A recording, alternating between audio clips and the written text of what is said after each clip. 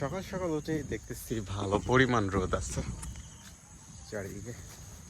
আর আমাকে যাইতে হচ্ছে ঢেঁড়স তুলতে। তো আমাদের হচ্ছে আমি এখন যাইতেছি ওই যে ওই বাগানটা সাইডে আমাদের ঢেঁড়সের খাত। তো যাই আর ঢেঁড়স উঠাইতে হবে। এইদিকে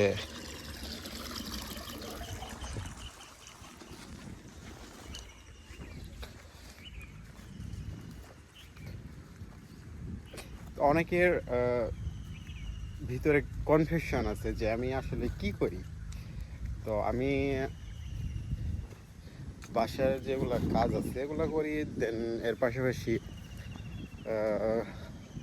ফুড প্যান্ডায় চাকরি করি। ফুড প্যান্ডাতে মানে ওইভাবে কোনো বাধ্যবাধকতা নাই যে চাকরি করতে হবে, যাইতে হবে, এরকম কোনো নাই। আমার সুযোগ সুবিধা বুঝে আমি যাই।